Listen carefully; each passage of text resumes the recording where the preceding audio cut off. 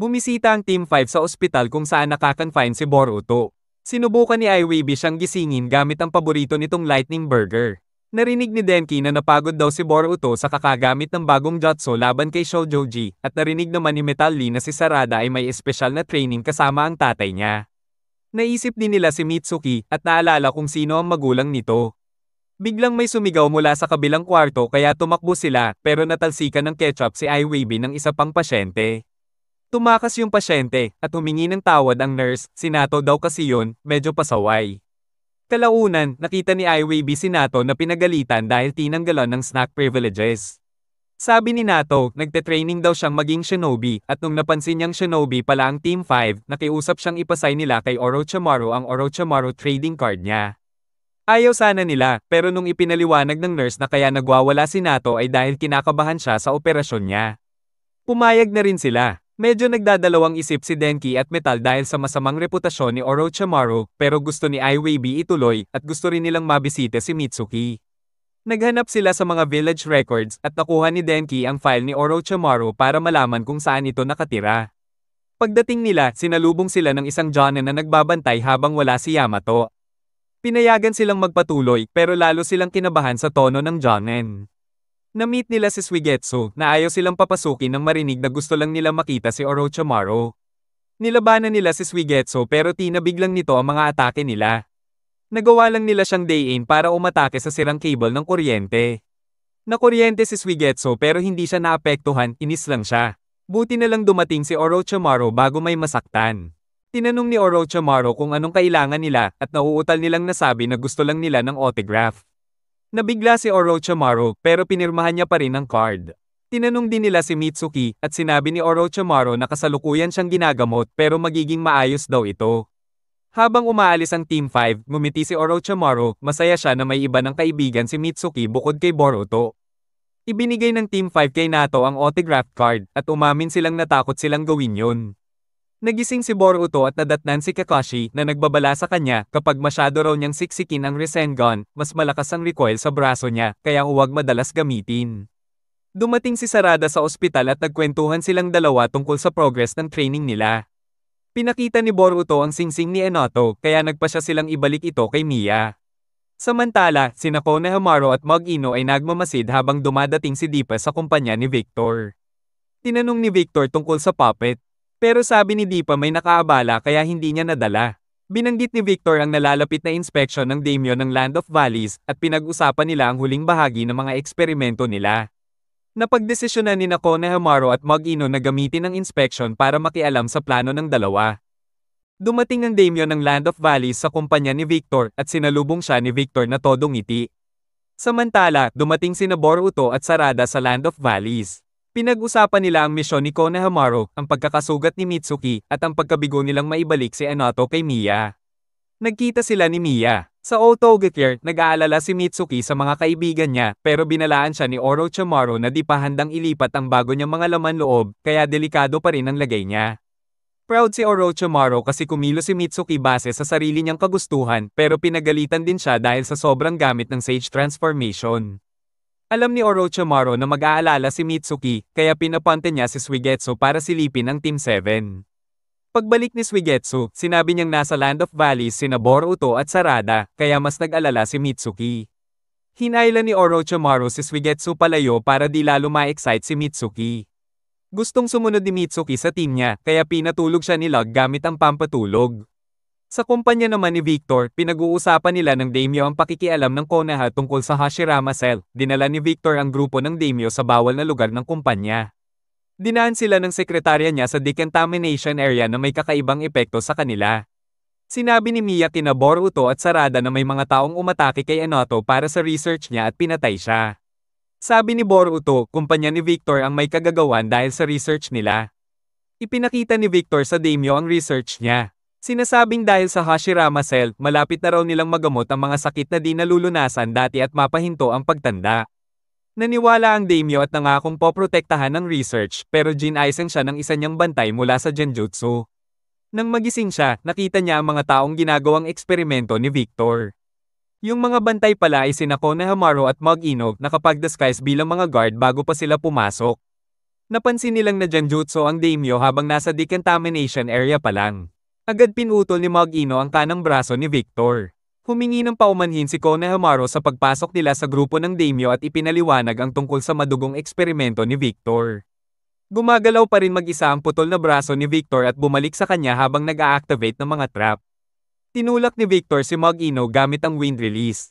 Inatake ng mga empleyado ni Victor ang mga Jonin ng Konoha. Biglang tumubo ang maliit na puno ng God Tree sa laboratorio. Pinrotektahan ni Konohamaru ang daimyo mula rito. Iniwan ni Victor ang doktor ng Iwa para kainin ang God Tree. Pinatawag naman ng sekretarya ni Victor ang lahat ng empleyado sa isang silid para gawing pagkain ng puno. Gusto sanang makausap ni Mia si Victor para malaman ang nangyari kay Anoto, pero sinabi ni Boruto at Sarada na delikado yun at na sina Konohamaru at Mag-ino na ang bahala. Biglang lumindol kaya pinaalis nila si Mia para magtago habang sila naman ay sumugod para tumulong sa mga Jonin. Habang lumalaki ang God Tree Bod, nanonood lang sina Victor at ang sekretarya niya, todo interesado sa kalokohan nilang nabubuhay. Pinagmamasdan ni na Victor at ang sekretarya niya ang God Tree habang patuloy itong lumalaki. Nakikipaglaban sina Mag-ino at Konohamaru sa mga galame ng puno. Sinipsip ng puno ang chakra ng daimyo ng Valis kaya nawalan ito ng malay. Nasipsip din ang chakra ni Mag-ino. Habang papalapit sina Boruto at Sarada sa kumpanya ni Victor, tuloy ang laban sa loob. Sa gitna ng mga galame ng puno, nilalabanan pa rin ni Konohamaru at Mag-ino ang mga empleyado ni Victor. Nasaksak si Mag-ino habang pinoprotektahan si Konohamaru mula sa isang umatake. Ginamit ni Konohamaru ang Rasengan para wasakin ang bahagi ng puno at magkaroon ng oras para iligtas ang daimyo. Patuloy pa ring lumalaki ang puno na lalong kinatuwa ni Victor. Sinimulan ng God Tree na sipsipin ang chakra ng mga empleyado ni Victor na nakatipon sa unang palapag. Sinabihan ni Konohamaru si Mag-ino na isama ang daimyo at ipaalam sa Konoha ang nangyari dahil siya lang ang saksi sa lahat. Pagkatapos noon, hinanap ni Konohamaru ang mga bihag na empleyado at muling nakipaglaban sa puno. Pinapante ni Victor ang sekretarya niya para ayusin ang sitwasyon. Dumating sina Boruto at Sarada para tumulong kay Konohamaru. Ipinaliwanag nila kung bakit sila naroon at sinabi naman ni Konohamaru ang sitwasyon. Naalala nila ang dati nilang laban kay White Zetsu sa mga guho. Habang nagsisilikas ang mga mamamayan ng Land of Valleys, nagpasya si Mia na pumunta sa kumpanya. Inatake ni Victor ang mga shinobi ng Konoha at ipinagyabang na galing ang punong yun sa piraso ng God Tree na nakuha niya noong 4th Shinobi World War. Pinabagsak niya ang sahig dahilan para magkahiwalay sina Boruto, Sarada, at Konohamaru. Hinuli ni Sarada ang pagbagsak nila at napansin nila ang mga taong ginawang eksperimento ni Victor. Bago pa sila makakilos, dumating si Dipa.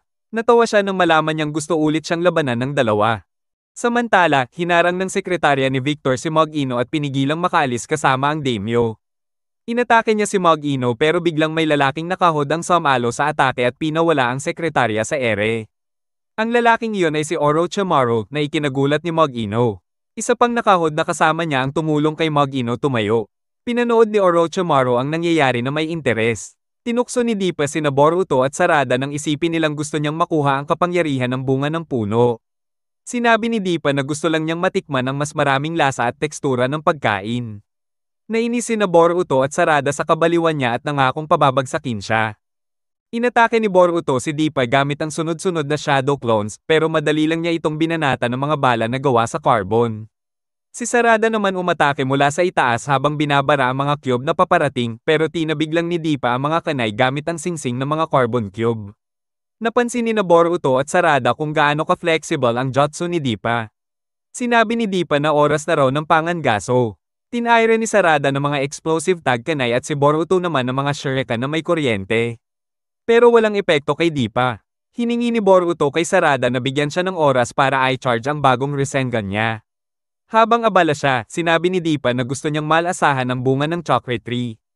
Habang naglalaban sila, si Konohamaru naman ay nakikipagsabayan kay Victor. Pinagmamalaki ni Victor na hindi raw sayang ang sakripisyo ng mga empleyado niya at na parang pagkain lang daw ang mga normal na tao para sa mga mas superior na tao. Sinubukan siyang atakihin ni Konohamaru gamit ang fire release. Pero binara ni Victor ng water release. Ang fire release ni Sarada ay walang epekto kay Dipa kaya tinayra siya ni Dipa ng singsing para pigilan si Boruto sa pagbuo ng Rasengan. Napansin ni Sarada kung gaano kahirap lumaban bilang team na dalawa lang sila. Nagyabang pa lalo si Dipa tungkol sa jutsu niya. Si Victor naman, ginamit ang Earth at Fire release sabay na nagulat si Konohamaru kasi bihira lang daw niyang makita yon. Bago pa siya tamaan ng lightning release ni Victor, dumating ang mga ahas ni Orochimaru at hinarang ito. Ipinaliwanag ni Orochimaru na nandoon siya hindi para tumulong kundi para bawiin ang ninakaw na Hashirama cells. Nagpalitan sila ni Victor ng mga jutsu, sinunog ni Victor si Orochimaru gamit ang fire release, pero sinakmal siya ng dambuhalang ahas at naputol ang ulo niya. Nabuhay ulit si Victor, at tinaire si Orochimaru ng lightning release, pinuputol ang braso nito, pero mabilis din itong tumubo ulit. Gamit ang wind release, pinutol ni Orochimaru ang dalawang braso ni Victor at pati pa ang peklat niyang paa. Napansin niyang kakaiba ang katawan ni Victor pero hindi perpekto ang regeneration nito. Samantala, halos lumunin ni Deepa sina Boruto at Sarada. Muntik nang tamaan si Boruto pero dumating si Mitsuki at sinagip siya.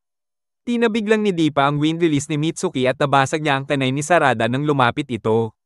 Ginamit ni Deepa ang mga carbon whip laban sa kanila. Nabigla si Sarada na hindi pa pala ginagamit ni Deepa ang buong lakas niya. Nagpakawala si Deepa ng dambuhalang cube kay Boruto pero nasalo ito ni Sarada. Dahil sa sobrang determinasyon niyang maging Hokage, nagkaroon ng pangalawang tomo ang Sharingan niya. Naiinis si Deepa sa kakulaitan ng Team 7 na ayaw sumuko. Dumating si Mia sa kumpanya at nakita ang tunay na anyo ni Victor. Bumukas ang usbong ng God Tree kaya nilapitan ito ni Victor kahit pinigilan siya ni Mia at Konohamaru. Hinatak siya ng mga galami ng bulaklak at sinabi ni Orochimaru na kopya lang iyon at hindi kayang tiisin ng tao ang bunga nito. Sinubukan ni Mitsuki ang lightning release pero hinarang lang ni Deepa.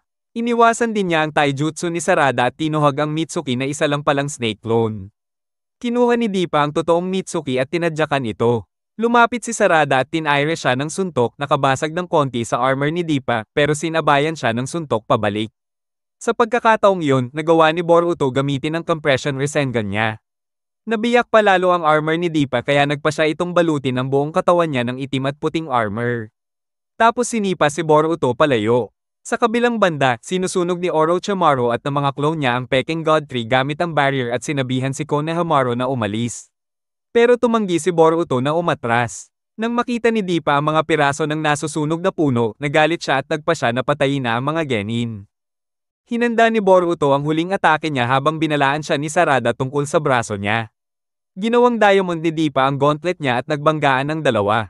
Habang mas nagkakabasag ang armor ni Deepa, niyakap ni Mitsuki ang braso ni Boruto at dinagdagan ng Senjutsu Chakra ang Rasengan. Sumabay din si Sarada at pinasok ang chakra niya.